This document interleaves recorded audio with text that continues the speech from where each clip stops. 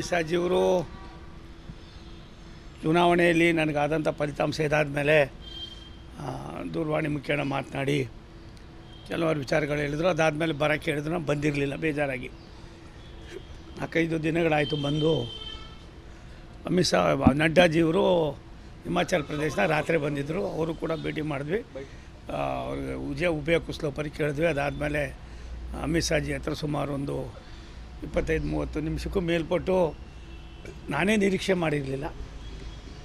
ಒಬ್ಬ ನಾಯಕನಿಗೆ ಇನ್ನೊಬ್ಬ ರಾಜ್ಯದ ಮಟ್ಟದಲ್ಲಿ ಚುನಾವಣೆಗಳು ನಡೆದಂಥ ಸಂದರ್ಭದಲ್ಲಿ ಆಗುವ ಹಿನ್ನಡೆಗೆ ಅವ್ರು ಸ್ಪಂದಿಸಿದ್ದು ನನಗೆ ತುಂಬ ಸಂತೋಷ ಉಂಟು ಮಾಡಿದೆ.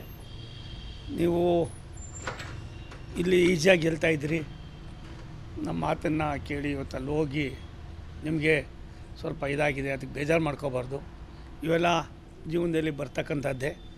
ನಾವು ನಿಮ್ಮ ಜೊತೆಯಲ್ಲಿದ್ದೀವಿ. ಲೋಕಸಭೆ ಚುನಾವಣೆ ಯಾವ ರೀತಿ ಫೇಸ್ ಮಾಡಬೇಕು, ಅದನ್ನು ನಿಮಗೇನೇನು ಕೆಲಸ ಹಚ್ಚಬೇಕು ಅವೆಲ್ಲ ಹಚ್ತೀವಿ. ಮಾಡಿರಿ, ಕೆಲಸ ಮಾಡಿರಿ.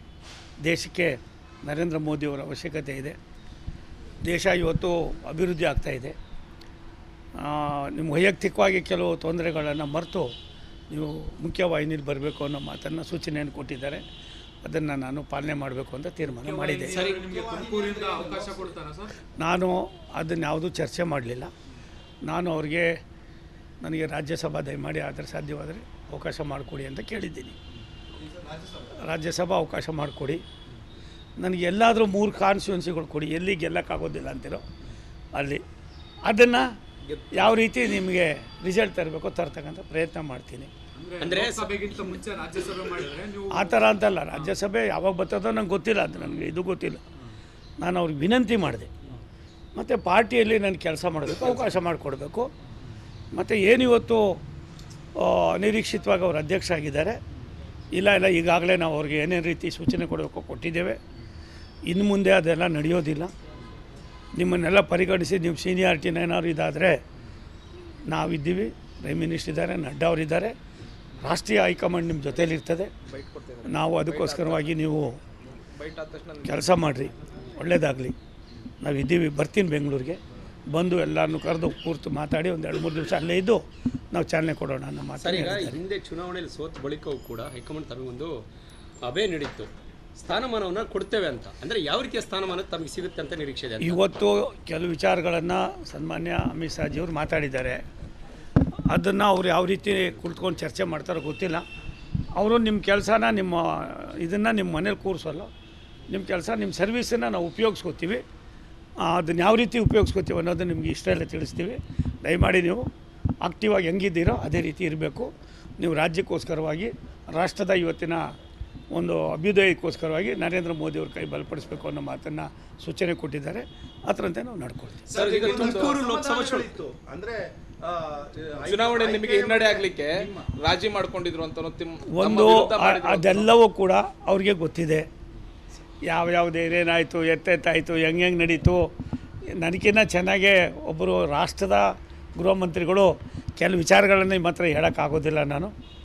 ಅದು ಅವರು ನನಗೆ ಹೇಳಿದ್ದು ಪ್ರಾಯಶಃ ಒಬ್ಬ ನಿಷ್ಠಾವಂತನಿಗೆ ದೊಡ್ಡವರು ವರಿಷ್ಠ ಮಾತನ್ನು ಕೇಳಿದ್ರೆ ಅವ್ರು ಯಾವ ರೀತಿ ಅದನ್ನು ಅರ್ಥ ಮಾಡ್ಕೊಂಡಿದ್ದಾರೆ ಅನ್ನೋದಕ್ಕೆ ನನ್ನ ಸೋಲು.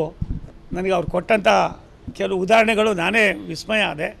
ಆದ್ದರಿಂದ ನಾನು ನಮ್ಮ ಪಕ್ಷದ ಹೈಕಮಾಂಡ್ಗೆ, ವಿಶೇಷವಾಗಿ ನಮ್ಮೆಲ್ಲರ ನಾಯಕರಾದ ಅಮಿತ್ ಶಾಜಿ ಅವರಿಗೆ, ನಡ್ಡಾ, ನಾನು ಅಮಿತ್ ಶಾ ಅವರಿಗೆ ಅಭಿನಂದನೆಯನ್ನು, ಕೃತಜ್ಞತೆಯನ್ನು ಸಮರ್ಪಣೆ ಮಾಡ್ತೀನಿ. ಸರ್, ನೀವೀಗ ಘಟಕಕ್ಕೆ ಆಯ್ಕೆ ಮಾಡಿದ ವಿಚಾರಕ್ಕೆ ನಿಮಗೊಂದು ಕೆಲವೊಂದು ಅಸಮಾಧಾನಗಳಿತ್ತು. ಆ ಅಸಮಾಧಾನಗಳನ್ನು ಪ್ರಸ್ತಾಪ ಮಾಡಿ ಡೆಲ್ಲಿಯಿಂದ ನಾನು ಏನೇನು ಹೇಳಬೇಕು ಹೇಳಿದ್ದೀನಿ. ಅದೆಲ್ಲ ಇವಾಗ ಹೇಳೋವಂಥದ್ದಲ್ಲ. ನನಗೆ ಸಮಾಧಾನ ಆಗಿದೆ. ಬಾಕಿದ್ದನ್ನೆಲ್ಲ ಅವ್ರು ಸರಿಪಡಿಸ್ತೀನಿ ಅನ್ನೋ ಸೂಚನೆಯನ್ನು ಕೊಟ್ಟಿದ್ದಾರೆ. ಸಮಾಧಾನಕರವಾದ ಮಾತನ್ನು ಹೇಳಿದ್ದಾರೆ. ಕಾದು ನೋಡ್ತೀನಿ. ತಾವೀಗ ಲೋಕಸಭೆ ಚುನಾವಣೆಗೆ ಸ್ಪರ್ಧೆ ಮಾಡೋದ್ರ ಬಗ್ಗೆ ಇಂಗಿತ ವ್ಯಕ್ತಪಡಿಸಿದ್ರಿ, ಅದ್ರ ಬಗ್ಗೆ ಏನಾದರೂ ಚರ್ಚೆ? ನಾನು ಸ್ಪರ್ಧೆ ಮಾಡ್ತೀನಿ ಅಂತ ಎಲ್ಲೂ ಹೇಳಿಲ್ಲ, ತಮಗೂ ಗೊತ್ತಿದೆ. ನಾನು ಕೇಳಿದ್ದು ರಾಜ್ಯಸಭಾ ಕೊಡಿ ಅಂತ ವಿನಂತಿ ಮಾಡಿದ್ದೀನಿ. ತೀರ್ಮಾನ ವರಿಷ್ಠ ಬಿಟ್ಟಿದ್ದು. ಸರ್, ಇನ್ನೊಂದು ಪಕ್ಷಕ್ಕೆ ಕರ್ಕೊಂಬರ ಆಗ್ತಿದ್ದೀರಿ, ಚುನಾವಣೆಯಿಂದ ವಿಮುಖ ಆಗ್ತಾ ಅನ್ನೋದಕ್ಕಿಂತ ಹೆಚ್ಚಾಗಿ ನನಗಿನ್ನ ಒಳ್ಳೆ ಪಕ್ಷದ ಮುಖಂಡರು, ನಾಯಕರುಗಳಿದ್ದಾರೆ. ಅವ್ರಿಗೆ ಅವಕಾಶಗಳು ಸಿಗಲಿ ಅನ್ನೋ ದೃಷ್ಟಿಯಿಂದ ನಾನು ಅದನ್ನು ಮಾತಾಡ್ತೀನಿ. ದೇವೇಗೌಡರು ಸಮೇತ ತಾವು ಲೋಕಸಭೆಗೆ ನಿಲ್ಲೋದ್ರ ಬಗ್ಗೆ ಕೂಡ ಅವರು ಒಂದು ಉತ್ಸಾಹವನ್ನು ಅಲ್ಲ, ಒಂದು ಎಲ್ಲವನ್ನು ಕೂಡ ನಾನು ಇವಾಗ ಮಾತನಾಡೋಕ್ಕಾಗೋದಿಲ್ಲ.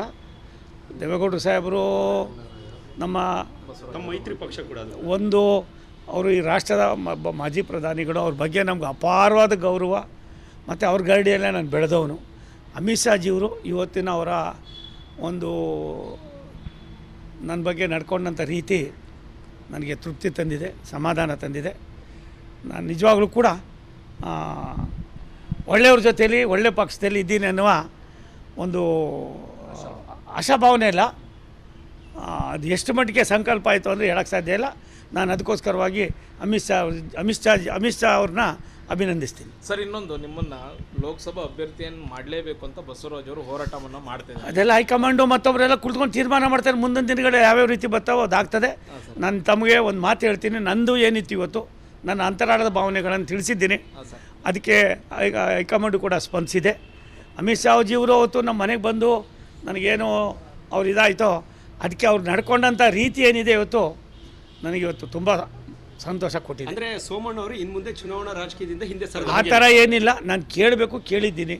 ಅದಾದಮೇಲೆ ಅವ್ರು ಯಾವ ರೀತಿ ತೀರ್ಮಾನ ಮಾಡ್ತಾರೋ ಅದಕ್ಕೆ ನಾನು ಬದ್ಧರಾಗಿರ್ತೀನಿ. Thank you.